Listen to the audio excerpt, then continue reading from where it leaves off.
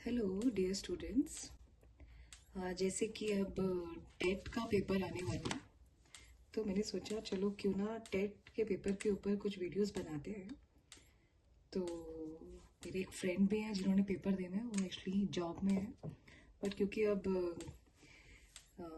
Court ने बोल दिया है कि भाई पेपर देना पड़ेगा, तो वो भी कह रहे थे कि भाई मुझे मैथ्स तो आता नहीं है, साइंस की टीचर है।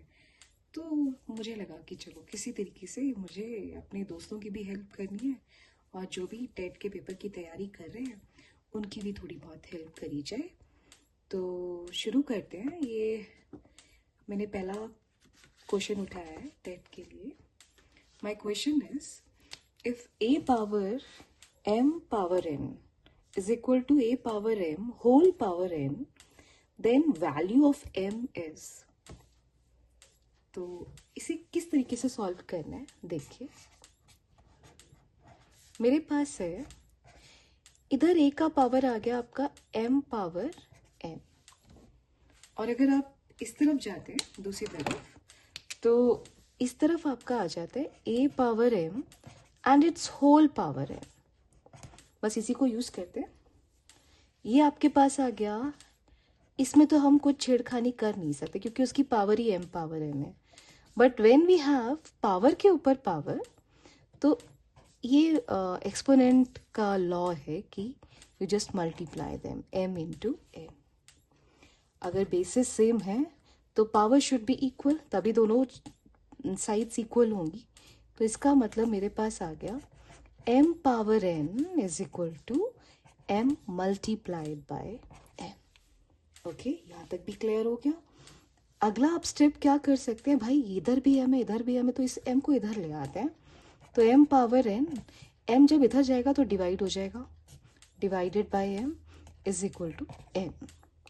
तो this power m, here the power of m will be 1। और अगेन लॉ ऑफ एक्सपोनेंट आ गया कि अगर बेसिस सेम है और सब्ट्रैक्ट हो डिवाइड हो रहे दोनों, देन आपको पावर्स को क्या कर देना है, subtract n minus 1 is equal to n। तो मुझे तो निकालना भाई m है, उसने बोला find the value of m। तो इसकी पावर को जब इधर ट्रांसफर करना है तो जस्ट n माइनस 1 का रेसिप्रोकल कर दीजिए, तो m आ जाएगा n power 1 by n minus 1। तो ये मेरा आंसर आ गया।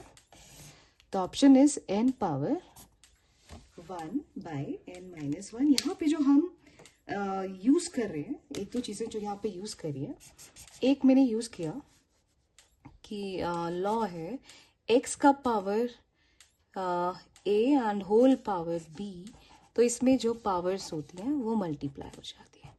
सेकेंड, अगर बेसिस सेम है और डिवाइड हो रहे हैं, sorry x power a and again x power b, basis same powers different, division हो रहा है, तो आप पावर्स को माइनस कर दीजिए, x power a minus b, वो भी हमने यहाँ पे यूज किया इस तरफ। तीसरा ऐसा होता है, ये आपको पता होना चाहिए कि अगर कोई भी पावर, मान लो x power m is equal to y है, और मुझे इस पावर को इस तरफ शिफ्ट करना है, तो आप इसे क्या लिखेंगे, इसका just reciprocal y1 by m। जैसे x square equal to y है, तो इसका मतलब होता है x का वैल्यू होता है y1 बाई 2, जिसको हम लिखते हैं रूट y। अगर x का पावर मान लो 3 इक्वल्स टू y है, तो अगर मुझे x निकालना है तो this will be y power 1 by 3, जिसको हम बोलते हैं क्यूब रूट y। तो जस्ट अगर आपने पावर को दूसरी तरफ लेके जाना है तो जस्ट आप रेसिप्रोकेट कर दो, तो you will get the answer. So I hope कि आपको ये क्वेश्चन समझ आया होगा, और ऐसे ही मैं अगले क्वेश्चंस आपको करवाती जाती हूँ। Thank you and have a nice day.